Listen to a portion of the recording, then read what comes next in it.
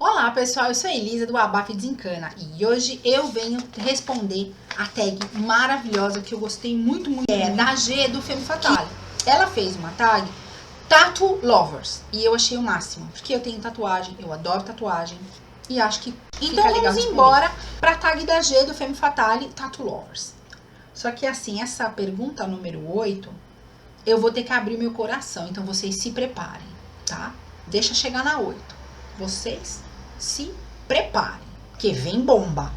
Confesso que vem bomba. Eu nunca contei isso antes. Eu tinha dito que faria um vídeo, acho que pra Patrícia, sobre como a gente deve enfrentar os problemas difíceis na nossa vida, situações complicadas. E eu acho que vai se encaixar aqui perfeitamente nessa número 8, porque eu vou me alongar. Eu já sei que eu vou me alongar porque eu já tô me alongando. Quase 3 minutos de introdução. Ó, meu pai, vambora! Pergunta número 1. Com quantos anos fez sua primeira tatuagem e como foi a aceitação dos seus pais e responsáveis? Então é assim, eu vou mostrar a foto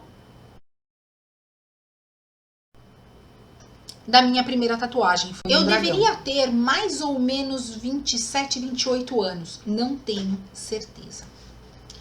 2. Quantas tatuas você possui em seu corpo? Eu tenho 3 tatuagens, tá?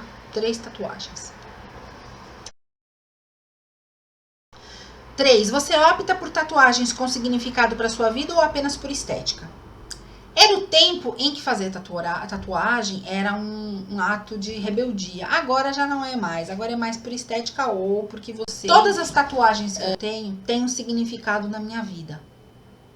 Sérios. Muito sérios. Coisas que aconteceram na minha vida e que eu quis mais ou menos marcar. Tá vendo? Vocês estão vendo o gato sendo marcado? É mais ou menos por aí. Que era pra nunca mais me esquecer e nunca mais... errar de novo. E nunca me esquecer que é possível sair do buraco. Foi forte, né? Então vocês imaginam a 8 como é que não deve ser. Tô tramada. Ai, meu Deus, que vergonha. Vambora, né? Vambora fazer... Vambora, vamos ser... Eu sou honesta. Honesta e autêntica. Então vambora. Isso eu posso dizer. Às vezes até demais e às vezes até exagera. Mas tudo bem, vambora. Não tem nada a ver isso, né? 4. Você se arrepende de alguma que fez? Alguma tatuagem que fez? Não me arrependo. 5. Pretende chegar a um número ou enquanto houver pele, haverá tatuagens? Nenhum nem outro. Nenhum nem outro. Gostaria ainda, e pretendo, fazer uma tatuagem com o nome dos meus filhos. E eu e o Bruno, a gente tinha pensado num símbolo pequenininho, miudinho, para que tatuássemos os dois no mesmo lugar. Não sei, ainda estamos muito indecisos sobre isso, né? Sem esse negócio de Bruno, de nem ele escrever Elisa, porque ele não escreveria o meu nome, e eu acho que eu também não escreveria o nome dele. Então, nós estamos pensando ainda, mas como eu só farei as minhas tatuagens no Brasil, então tem muito tempo para pensar. Faço as minhas tatuagens, eu e meu marido fazemos as tatuagens com o Rodrigo, que fica em Pinheiros, e não entrego para outra pessoa. Absolutamente de maneira alguma. Nem que me faça de graça. Não me entregue pra outra pessoa. É só o Rodrigão e acabou. Se não tiver Rodrigo, não tem tatuagem. Depois. 6. Prefere pequenas e delicadas ou grandes? Adoro tatuagem grande. Não gosto de tatuagem muito pequenininha. Acho que não combina comigo, né? Não combina. Eu gosto de tatuagem mesmo. Que é negócio que aparece. Apesar de não ter nenhuma gigante, mas eu adoraria fazer. Mas não vai rolar, porque dói demais o negócio. Dói demais. Não, muito obrigada. 7. Existe algo ou algum estilo que você não tatuaria por nada? Muito relativo. Eu não sei responder essa pergunta, porque eu acho que cada pessoa é uma pessoa. E eu achei que eu jamais fosse fazer tatuagem na minha vida, porque eu achava uma coisa muito de coisa de gente que não tinha que fazer. E hoje tenho 3. Então, e gostaria de ter mais, mas... acho que não escrevi o nome do Bruno, pronto. Acho que nenhum homem merece, a não ser o meu pai e os meus filhos. Nenhum outro homem merece que eu tatue o nome dele no meu corpo. Mozinho, que eu sei que você tem a mesma opinião, então... 8. Escolha uma tatu e conte a sua história. Então vamos lá. Eu vou deixar as fotografias das minhas tatus, tá? Que é pra vocês verem o que eu tenho. Então vamos embora. Eu quando vim pra Suíça, ó, a história é grande, senta e espera, tá bom? Não me critique, não me bate, não me xinga. Eu vou contar pra vocês uma coisa muito particular que eu nunca contei. E também vai pra Patrícia, que vai junto. Patrícia Berto, se eu não me engano o nome dela. Vai tudo junto, né? Você tinha me falado pra fazer um vídeo sobre como é que a gente faz pra sair das situações e não sei o quê. Então eu já vou responder tua pergunta também. Assim, problemas de dinheiro, problemas financeiros, não tem saída. Você tem que organizar a sua vida pra tentar sair do buraco. Eu quando vim pra Suíça, eu cheguei na Suíça em julho de 2000.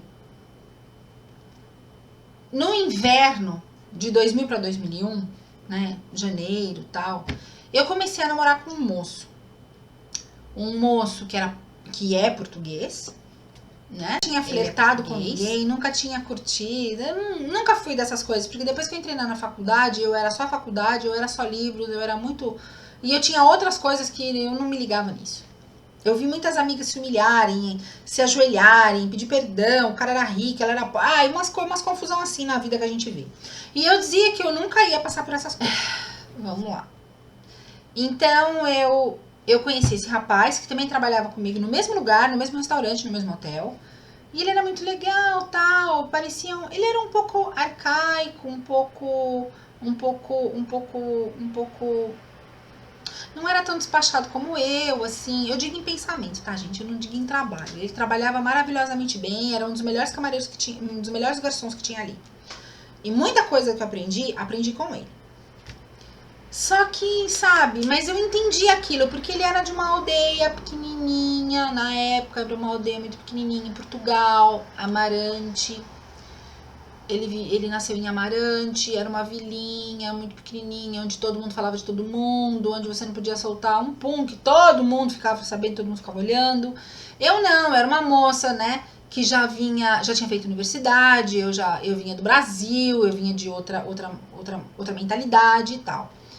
E o meu pai sempre me disse que a gente tem que dar uma chance às pessoas, né? Seja de que maneira for, a gente tem que dar uma chance às pessoas, porque a gente não pode querer que as pessoas sejam como a gente quer, porque não é assim. Tudo bem. Então, o que eu fiz? Eu comecei a gostar do cara, tal, não sei o quê, conversa dali, pá. Muito bem. Eu comecei a namorar com esse moço.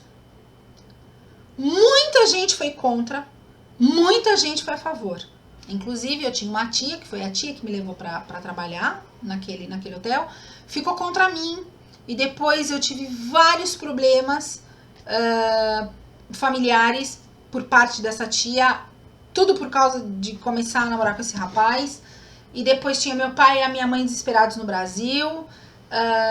E eu fui assim, bem sacana, eu peguei no telefone, imagina, a menininha da mamãe, a minha tia liga pros meus pais, fala um monte de coisa, eu peguei no telefone e falei, da maneira mais natural que se pode falar, ó mãe, ó pai, vocês vão me desculpar, tá, mas eu perdi a virgindade, tá bom, então tá, um beijo, tá, valeu, tchau, não, tá tudo bem, pronto, tá neve, tá, tchau, pumba. Vocês já imaginaram? Dá pra levar um choque, né? Pois é, foi o que aconteceu.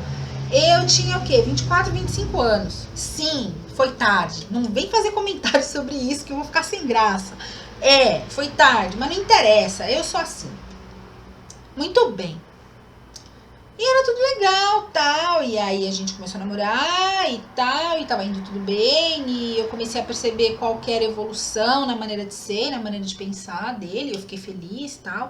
Não que eu estava moldando pra mim. Não, pelo amor de Deus, não é nada disso. Mas eu, queria que ele, fosse pra frente, porque afinal de contas, me parecia ser o homem da minha vida. Muito bem. E quando você não tem muita experiência no assunto, ou então quando você deixa se iludir demais, você acaba não vendo alguns sinais que a vida te dá e você acaba caindo que nem um pato. Muito bem. O que aconteceu? Aconteceu que nós íamos casar. Então, toca trabalhar para economizar, para ter, a gente ia fazer o casamento no Brasil. Então, supostamente, os pais dele e mais alguém iriam de avião até o Brasil e nós faríamos uma puta de uma festa no Brasil. Muito bem. Então, o tempo se passou e em janeiro, nós iríamos casar em abril, final de abril no civil e começo de maio na igreja, né, no Brasil. Eu já tinha um casamento pago, eu já tinha um vestido escolhido, era só provar, ele já tinha a roupa dele, daminhas e não sei o que lá, tava tudo pronto, arrumado. Já tinha mandado todos os documentos para deixar ali no negócio do registro civil, para que eu pudesse casar no civil e tal e tal. Tudo pronto, gente. Absolutamente tudo pronto. Entrou uma garçonete nova no hotel. Sei lá, não me lembro que altura que foi. Mas foi logo no começo da estação, sei lá, desde janeiro. Ela entrou um pouco mais à frente do normal da estação, de começar a estação. E eu olhei pra ela, eu falei, não sei, tem alguma coisa aqui que não me cheira bem. Tem alguma coisa aqui errada. E eu tinha os sinais na minha frente, mas não quis prestar atenção. Até que um dia, eu não dormia com ele durante a noite. Eu dormia no quarto, no estúdio que eu tinha com a minha mãe. Isso porque eu ia me casar, hein? Eu dormia no estúdio com a minha mãe, mas passava o dia inteiro com ele. Mas na hora de dormir eu ia pro meu quarto. E um dia, me deu a louca. Eu não me lembro de ter feito tanto frio na minha vida, de eu ter pegado tanto frio. Tava neve desgraçada. Eu fui até o estacionamento, né? Tinha o quarto das pessoas que trabalhavam, né? E tal, os apartamentos. E eu fui no estacionamento ver se o carro que nós tínhamos comprado em conjunto, se o carro estava ali. O carro não estava.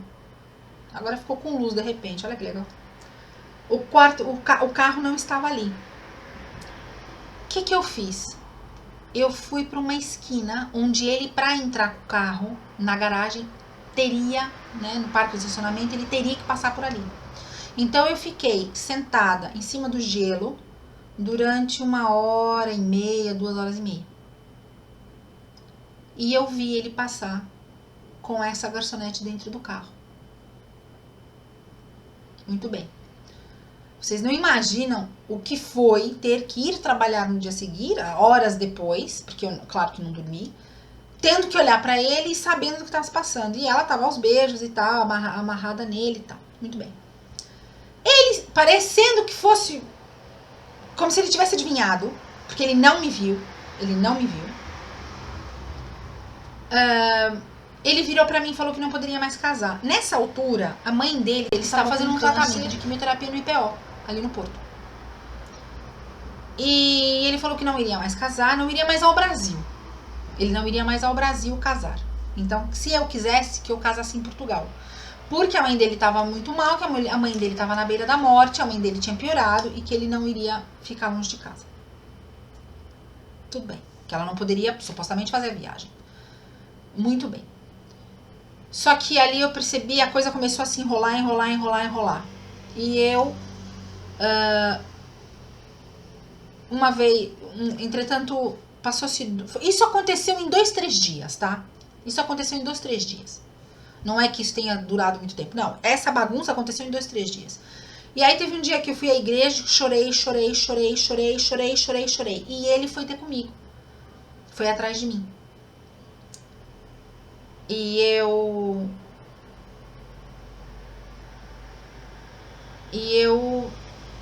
disse pra ele, se tem alguma coisa errada, se você tem outra pessoa, se você não gosta mais de mim e gosta de outra pessoa, fala. Aproveita que você tá em solo sagrado e neutro e fala e me conta a verdade. Eu quero saber a verdade, porque você está mentindo pra mim. E ele disse que não havia outra pessoa, que não havia nada, mas se eu quisesse casar em Portugal, então que eu casasse em Portugal, porque ele falou, não, também não vou casar mais. Não me sinto preparado pra casar. Aí a coisa se complicou. Bom, no final das contas, nós voltamos pra Portugal, os 3 juntos, eu, ele e minha mãe, de carro. Não se abriu a boca pra falar uma única palavra. Foi os piores 2.300 quilômetros que eu fiz na minha vida. Que o mundo estava completamente desabando na minha cabeça. Eu tinha comprado o carro com ele em conjunto Mas o carro estava no nome dele, porque era ele quem dirigia. Eu, na época, não tinha paciência nem saco para ficar dirigindo. Tava no nome dele, foi feito porque foi no permisso dele, foi com tudo dele, os documentos dele e tal. Eu fui pro Brasil. Completamente decepcionada, porque eu tive que cancelar tudo, tive que cancelar a igreja, tive que cancelar tudo, né? E ter que dar a cara a bater e dizer que não havia mais casamento. Houveram muitos clientes que me deram presente em dinheiro, e depois eu fiquei sem graça. E eu falei, bom, quando eu voltar para trabalhar, eu vou ter que trabalhar 2 meses para devolver o dinheiro para todos esses clientes que me deram pensando que eu ia casar. Então, foi uma situação muito melindrosa. Eu sei, gente, é comprido, mas vale a pena vocês ouvirem. Eu sei, porque tem muita gente que passa situações como essa. Eu voltei, eu fui pro Brasil, passei 1 mês e meio, que eram as minhas férias, que eu já não fiquei mais em Portugal, fiz a mudança, levei tudo de novo pro Brasil e voltei para trabalhar. Qual não é meu espanto quando eu pego no carro, né, e fui fazer compras com a minha mãe, porque a gente tinha chegado, eu fui fazer compras com a minha mãe e a polícia vem atrás de mim, dizendo que aquele carro tinha sido dado como roubado. Eu falei, mas como o carro tem dado roubado se ele era do meu ex-noivo, né? Que ali eu já não sabia se era namorado, se não era namorado, se era noivo, se era nada. E ele falou, não, esse carro foi dado roubado pelo dono. Eu falei, pronto, então ele tá querendo me tramar. Então pronto, eu falei, não, esse carro não é roubado, tanto é que eu tenho a chave, né? Expliquei a situação. Aí o policial falou, pronto, então. Falei que eu ia casar e deixei ele que não ia casar, tal, e que o carro tinha que se comprar conjunto. E ele me disse, você tem como provar que você é dona desse carro? Eu falei, não tem. Então ele falou, por favor, volte e estacione o carro, porque senão pode dar como roubado. E eu falei, mas mesmo eu tendo a chave? Ele falou, sim, mesmo você tendo a chave, porque você está tomando posse de uma coisa que não é sua. Pronto, voltei pra casa e tal. Fui bater na porta dele e fui dizer, mas por que você fez isso comigo? E daí começou o bafafá quando eu abri, só que nisso eu já tinha aberto o porta-luvas. E dentro do porta-luvas, eu acho que ele fez isso de propósito. Como ele não teve coragem de me dizer a verdade, ele sabia que eu ao chegar, como a gente sempre fazia, eu ia ao supermercado. E eu peguei o carro. E no porta-luvas tinha a fotografia dos dois de férias em Portugal, no maior love. Aquilo acabou comigo. Aquilo foi começo de junho, julho. Esses 2 meses foram meses que eu pensei que eu fosse morrer. Fosse morrer de desgosto, de desilusão. Não porque eu tinha sido trocada, mas por tamanha desonestidade, por tamanho, sabe? Se você gostou um dia daquela pessoa, se você verdadeiramente amou um dia aquela pessoa e de repente você não ama mais, senta, não espera. Senta e diz a verdade. Não espera ela descobrir.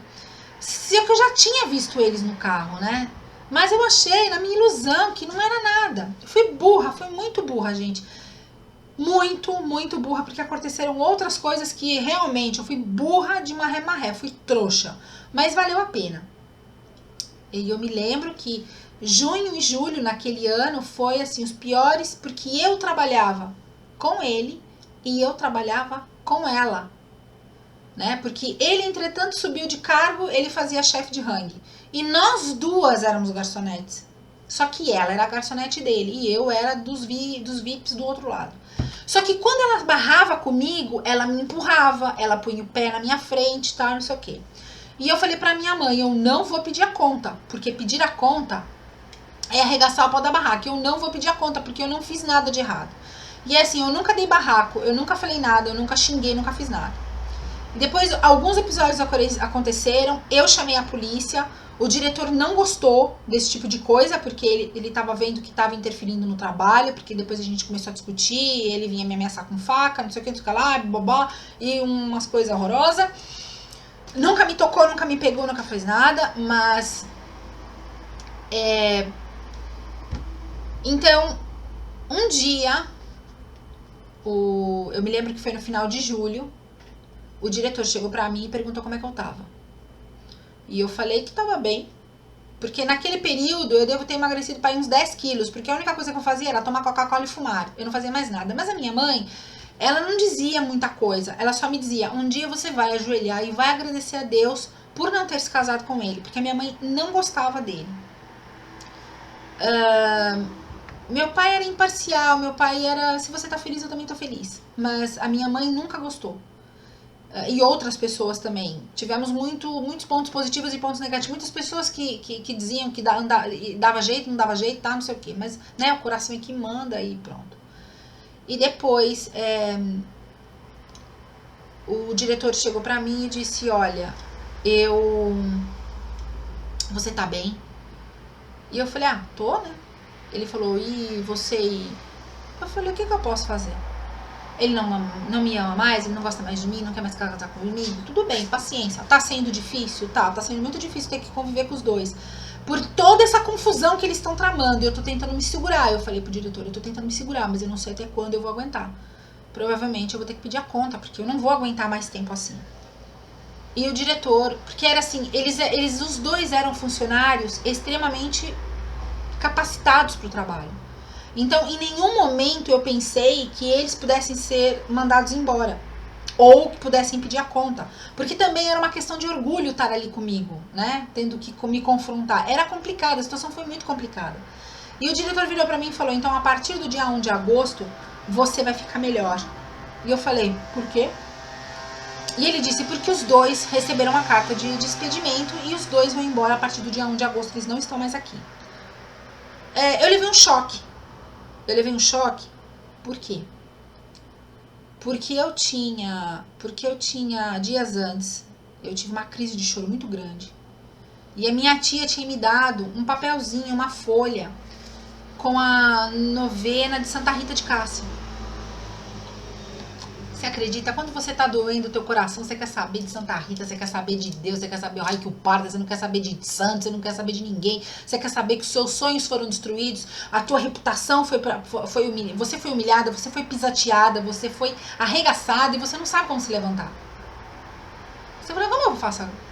Eu perguntava pra mim, como é que eu faço agora? Os clientes pegavam na minha mão e olhavam, Elisa, cadê a aliança? Porque eu não tinha nem a de compromisso, a de noivado, nem a de casada, né? Eles falavam, Elisa, cadê a aliança? E eu falava, não houve casamento. Então, os clientes mesmo olhavam feio pra ele, porque viam que eu dizia, não, ele tá com aquela moça. E porque os dois ainda tiveram a pachorra de usar alianças iguais. Quer dizer, foi muita humilhação, gente, mesmo. Do fundo do coração, eu acho que isso não se faz. Porém, tem coisa pior, né? Então, tudo bem. Eu tinha ajoelhado com aquele papel na mão e tinha pedido fervorosamente a Santa Rita de Cássia que se ela existisse, aquilo tinha que acabar. Porque era muita vergonha. Era muita traição. Eu nunca tinha sido desonesta. Eu nunca tinha sido vadia. Eu nunca na minha vida não merecia aquele castigo, porque aquilo era um castigo. Eu amava, eu gostava, eu era obcecada, não sei, mas eu não merecia ser tratada daquela maneira, né? Eu nunca sabia como é que ia ser meu dia, a gente nunca sabe como é o nosso dia, mas ali era uma incógnita, podia acontecer de tudo. E aí eu falei pra ela, faz alguma coisa. Se você existe mesmo, se você é uma alma iluminada, e que você existe, você atende os pedidos desesperados e impossíveis, porque eu não tô vendo saída, eu vou ter que pedir a conta, porque eu não vou mais aguentar, então faz alguma coisa. E naquele momento eu falei, faz alguma coisa, porque assim não dá. E veio uma voz, vocês podem achar que isso é coisa de maluco, mas eu não quero saber. Veio uma voz dentro de mim e disse, tá, e o que você dá em troca? E eu disse, se eu tiver uma filha, se um dia, rindo, debochando, eu pensei, né? Se um dia me juntar com alguém, eu casar e tiver uma filha, eu dou o nome da minha filha, o seu, né? Eu ponho Rita de Cássia na minha filha. E aí, de repente, veio, e se for um menino? E eu disse, eu ponho o nome de santo. Mas faz essa situação pra mudar, porque eu não aguento mais. Aí as recalcadas vão dizer, você tá emocionada, né, porque você ainda gosta dele. Não. Não. Eu hoje vejo fotografias dele no Facebook, e dela também, porque entretanto eles tiveram um filho, muito lindo por sinal. Mas eu choro de felicidade, vocês podem acreditar. Por Deus ter me mandado o Bruno. Porque foi Deus que me mandou o Bruno. Não tem outra explicação. porque o meu marido faz aniversário no mesmo dia que se comemora o dia de Santa Rita de Cássia, que é dia 22 de maio. É muita coincidência, gente. Não, coincidências na vida não existem. E essa não é coincidência. O Bruno faz aniversário no mesmo dia que se comemora o dia de Santa Rita de Cássia. 22 de maio. Vocês podem achar o que vocês quiserem. Pra mim, eu não preciso de mais nada. E eu fiz o que eu prometi. Porque, entretanto, o diretor falou que eles iam embora. E eu não tava acreditando. Eu falei, o senhor faz o que o senhor quiser. O hotel é seu e o senhor faz o que o senhor quiser. E no dia 1 de agosto eu já não tive mais que deparar. Foi como se um peso tivesse saído de dentro de mim. E eu falei, meu Deus, eu não acredito. Eu posso respirar, posso voltar a erguer. Eu sempre erguei minha cabeça, mas sempre cansada de ter que ser empurrada, de cair alguma coisa, os pratos caíam, eu podia me machucar, enfim. Porque depois punham o pé na minha frente também, enfim, foi uma situação muito complicada. E ter que olhar cara a cara na pessoa que você dormiu e que você trocou juras de amor e disse que te amava e que te respeitava e queria ter filhos, isso dói muito.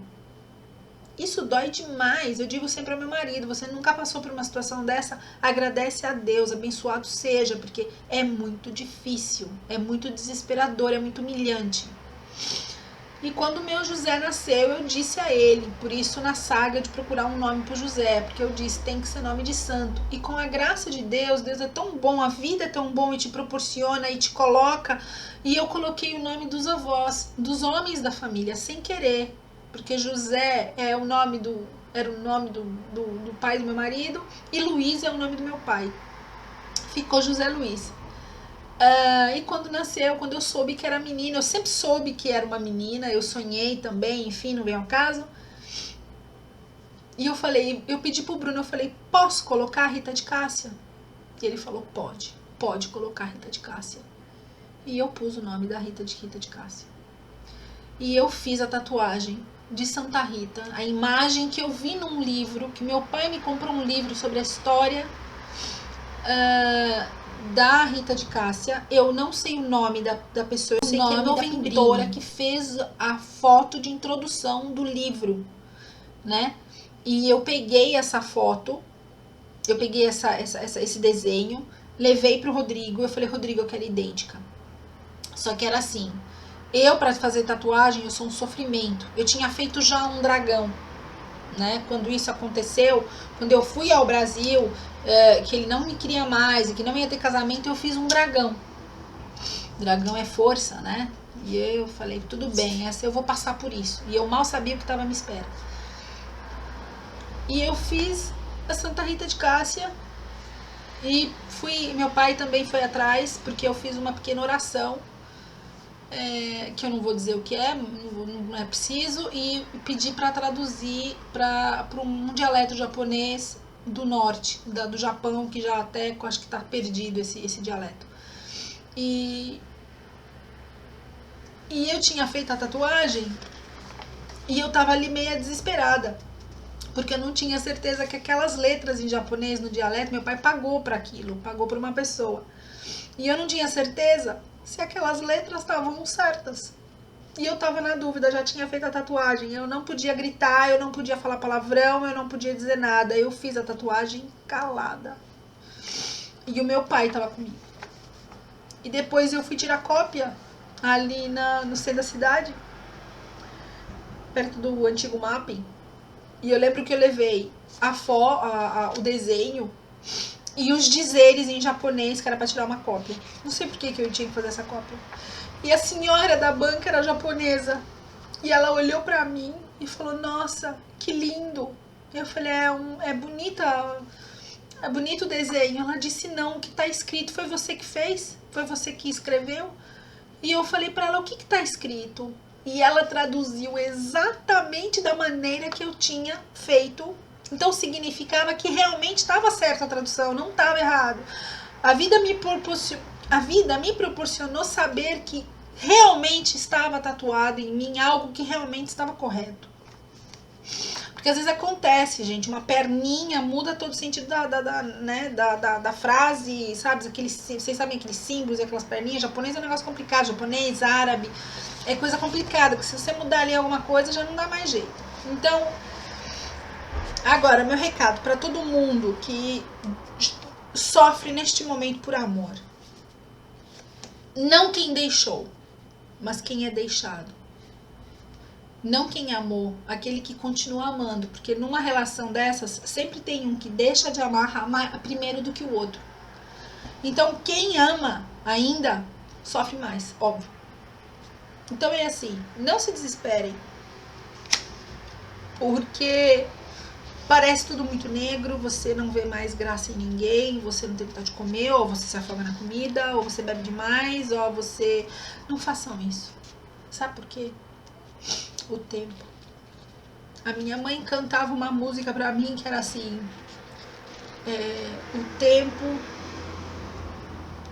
O tempo corre e não cansa. E eu não perdi a esperança de um dia te ver chorar por mim. Então, esperem. A única coisa que vocês têm que fazer é esperar. E cortar completamente os laços com essa pessoa. Ah, mas você tem que viver. Sim, você tem que viver, mas você não é obrigado a ter que dar de cara com ela todos os dias. A não ser que seja mesmo extremamente necessário. Se ela esteja na tua roda de amigos. Se essa pessoa esteja no teu trabalho. Aí é pior ainda, eu sei o que quer dizer. Mas se você puder desaparecer no mapa, digo assim... Se aqueles amigos não frequentar ou ali aquela vizinhança não ir... Não veja aquela pessoa. Porque aquilo, cada vez que você olhar para aquela pessoa, você vai se sentir mais espisanhado, mais arranhado, mais machucado, porque tudo vem na tua memória. E tem saída. Tem saída, gente. Mesmo. Vai passar. E não queira colocar uma pessoa no lugar e não, eu vou transar com uma mulherada, eu vou transar com os homens porque eu quero esquecer. Não vale a pena. Não vale a pena. Porque você não vai esquecer nada. Vai ser uma coisa de 10 minutos, 15 minutos, 20 minutos, uma noite. No dia seguinte, a tua dor continua lá, ela não vai sair dali.